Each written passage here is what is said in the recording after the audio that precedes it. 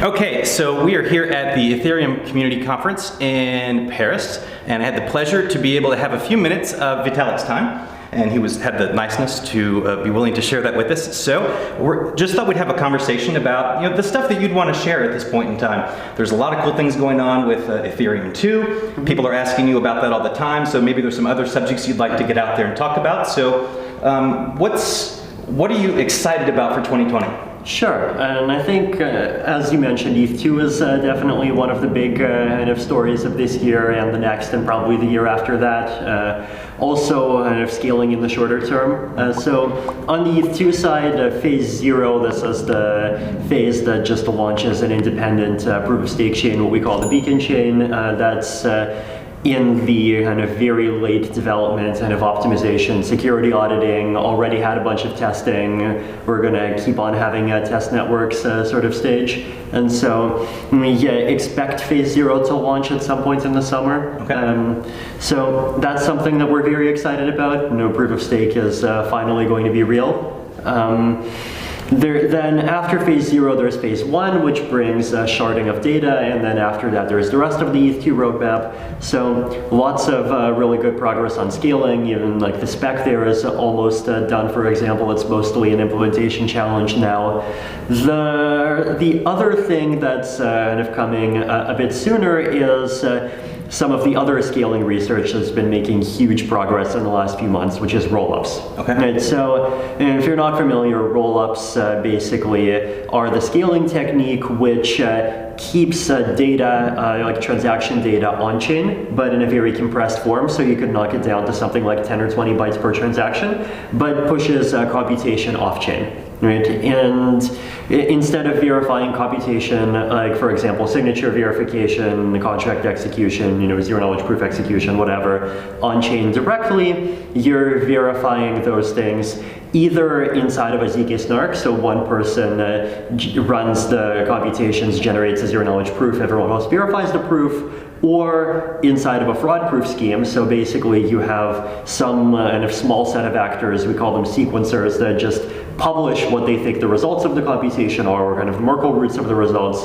And if anyone thinks any result is wrong, they can just publish some more kind of witness data, and that allows the computation to be verified on chain, but it's only done on chain if people disagree, right? So the first technique, it's called ZK rollup. The second technique, it's called optimistic rollup. They're both amazing and great. On the optimistic side, we've had multiple kind of teams making huge progress. So Optimism and Arbitrum are kind of two of the teams that have been really pushing ahead recently.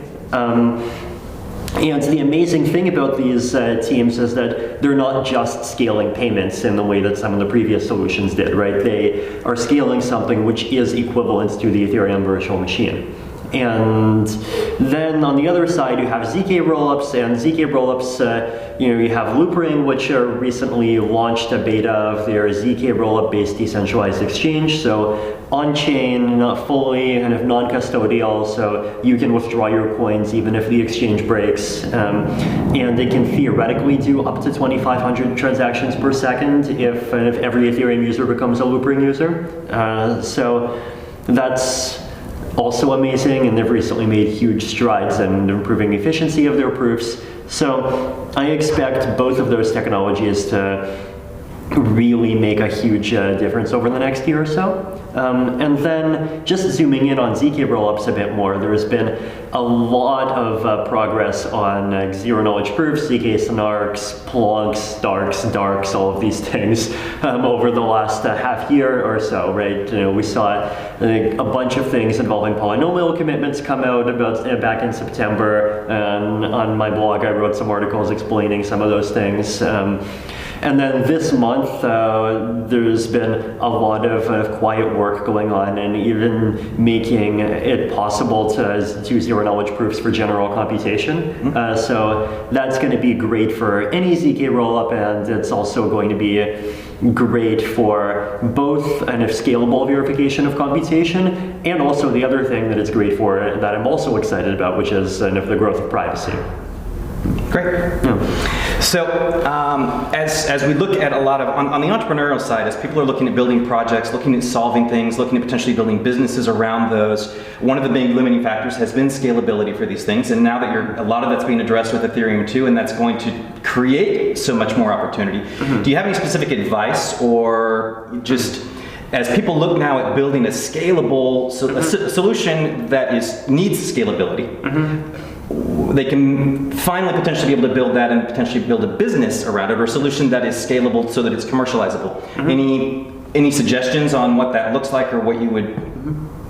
Yeah, so I think first of all, a lot of applications that kind of migrated over to private or consortium chains historically, which there's a few legitimate reasons to do, scalability being a really big one, I think are going to become viable on the public chain going forward. Okay. Because before, the story was, if you're on the public chain, then you can do maximum 15 transactions a second, and furthermore, you're competing with everyone else that wants to be part of those 15 transactions a second. But if you're talking about a roll-up, then you're going up to 2,500 or 3,000 a second. If you talk about sharding, that's going up to like 2 to 10,000 a second. And then if you do a roll up on top of sharding, then you go even way higher than that. The gains multiply. And so scalability of doing things on public blockchains is going to very soon be good enough for many kinds of even mainstream enterprise applications. And I think that's definitely going to lead to a change of focus for a lot of people. Yeah, that's exciting,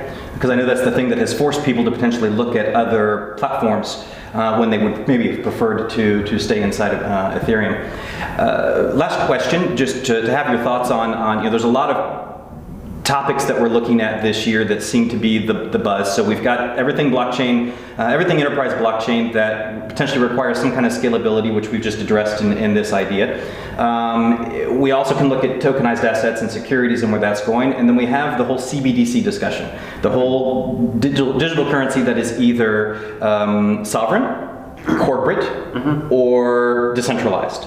Any thoughts on the whole sovereign, corporate, decentralized, China, Libra, Bitcoin, or whatever, those ideas? What are your thoughts on where digital currencies on a global level are going? And I think all three of those types are going to exist and are going to continue to exist. First of all, whether blockchains exist or not, I think the trends toward more and more digitization is inevitable. There's a bunch of reasons why people want to move to digital money of different forms, and there's obviously huge advantages to that, but the main challenge with central bank and even corporate currencies is basically the kind of concentration of power, the concentration of data collection, that you become dependent on potentially central intermediaries that can exert a very fine-grained degree of control over who has the ability to participate in these systems and who can't. And we've been seeing many situations where even things that are perfectly legal just end up getting restricted because of whoever runs these centralized choke points just wants to exclude some category of users. And I think those are reasons why people will continue to be interested in fully decentralized digital currencies or cryptocurrencies, or cybercoins as Zuko calls them. And it's also going to be, I think, a reason why people will continue to push for more privacy even in the more centralized alternatives. Right. Yeah, it's centralized digital currencies without privacy are a huge step back from even what we have today with both cash and even kind of intermediated commercial money, where at least you have some kind of intermediary like a bank or an institution that kind of has some incentive to protect your data on your behalf. They reveal some things, but they're not revealing everything. Whereas if you have a fully centralized thing with zero privacy, it goes way down. But if you have something that has reasonable cryptographic privacy protections, then potentially things could be even better than today. So I think we'll see all three kinds of systems, and all three kinds of systems will compete with each other, and I think they'll actually kind of push each other to do better. Awesome, fantastic. Well, thank you for taking the time to share a few thoughts with us, and enjoy your stay in Paris. Thank you. Thanks. Cool. For more news and updates, follow us on Twitter.